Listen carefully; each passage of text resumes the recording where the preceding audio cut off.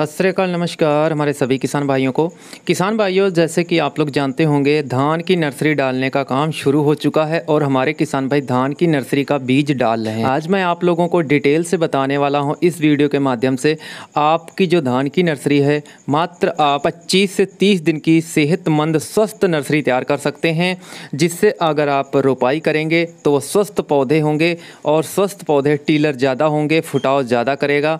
तो आप लोग वीडियो को एंड तक जरूर देखें। और किसान भाइयों, अगर आप हमारे चैनल पर पहली बार विजिट कर रहे हैं, पहली बार वीडियो देख रहे हैं, तो चैनल को सब्सक्राइब कर लें और पास वाली घंटी को प्रेस कर लें। किसान भाइयों, हम बताएंगे आप लोगों की धान की नर्सरी बुआई के समय बीज की मात्रा कितनी रखें और किन किन खादों का प्रयोग करना चाहिए, जो आपकी हरी भरी 25 दिन में सेहतमंद नर्सरी तैयार होगी। तो किसान भाइयों, धान की नर्सरी सेहतमंद व स्वस्थ तैयार करने के लिए हम सबकी पहली प्राथमिकता होती है।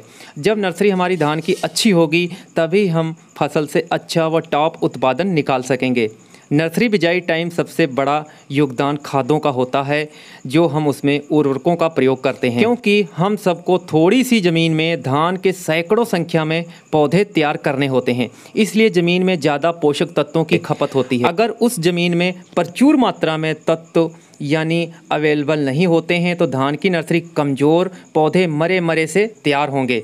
इसलिए अलग अलग से पोषक तत्व उस ज़मीन में मेंटेन करने पड़ते हैं। नर्सरी बिजाई के समय अगर किसान नर्सरी वाले खेत में पोषक तत्वों खादों को नज़रअंदाज कर देते हैं, तो रिजल्ट नर्सरी जो है कमज़ोर होगी। आगे चलकर नर्सरी पीली पड़ जाती है। फिर काफ़ी हमारे किसान भाई स्प्रे करते हैं, सही से ग्रोथ भी नहीं हो पाती है।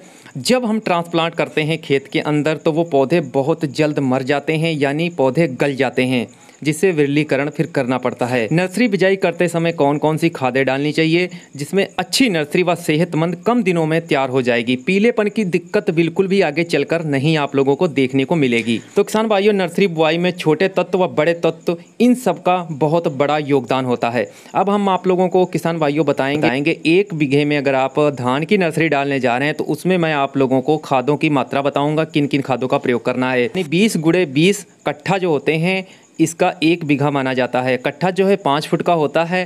किसान भाइयों, अब आप लोगों को नोट करना है, 1 बीघा में आप लोगों को जो बीज की मात्रा है वो लगभग किसान भाइयों 50 किलोग्राम रखनी चाहिए, यानी प्रति बिस्वा 2.5 किलोग्राम धान का बीज डालना चाहिए नर्सरी में। ज़्यादा हमारे किसान भाई जब बीज को डाल देते हैं, तो उसमें होता क्या है, जो पौधे होते हैं बहुत पतले पतले होते हैं, वो सेहतमंद पौधे नहीं हो पाएंगे। रोपाई के बाद वो पौधे बहुत जल्द खेत के अंदर सूख जाते हैं। तो किसान भाइयों, अब जो खाद आप लोगों को डालनी है वह आप लोग नोट करें।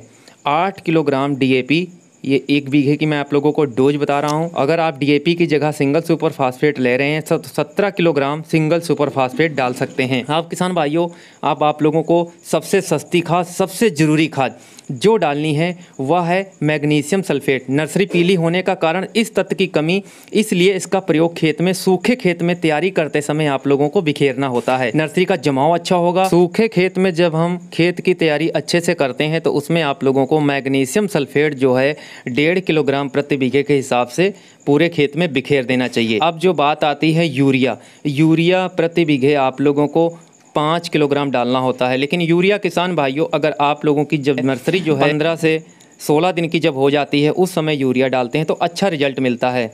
इसके बाद ये जो छोटे तत्व होते हैं बहुत ज़रूरी होते हैं। जिंक जो है 21% वाली आप लोगों को 5 किलोग्राम डालनी होती है।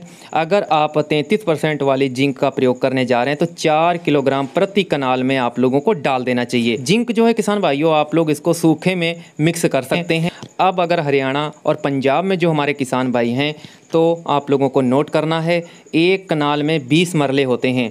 एक आप लोगों को मरले में लगभग 2.5 किलोग्राम नर्सरी का बीज डालना चाहिए धान के लिए। इससे ज़्यादा अगर आप बीज डालेंगे तो नर्सरी आपकी पतली हो जाएगी। जो खादें प्रयोग करनी है आप लोगों को प्रति कनाल के हिसाब से मैं आप लोगों को बता रहा हूँ, नोट कर सकते हैं। अगर DAP ले रहे हैं हमारे किसान भाई, 10 किलोग्राम DAP या सिंगल सुपर फास्फेट का प्रयोग करने जा रहे हैं, तो 18 किलोग्राम सिंगल सुपर फास्फेट खाद ले सकते हैं।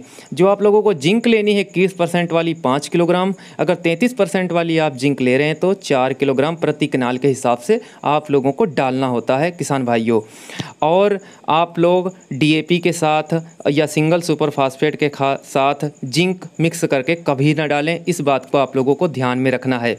एक कनाल का जो एरिया होता है वो 500 वर्ग मीटर का होता है किसान भाइयों, और 3 गुणे 3 कर्मा का जो होते हैं इसका आप लोगों का 1 मरला खेत बन जाता है। 20 मरले में 1 कनाल होती है। तो किसान भाइयों, ये मेरी जानकारी आप लोगों को कैसी लगी? अगर अच्छी लगी होगी तो लाइक कीजिएगा और किसान हित में वीडियो को शेयर कीजिएगा और आने वाले वीडियो चैनल पर ज़रूर देखिएगा। जय हिंद, जय भारत।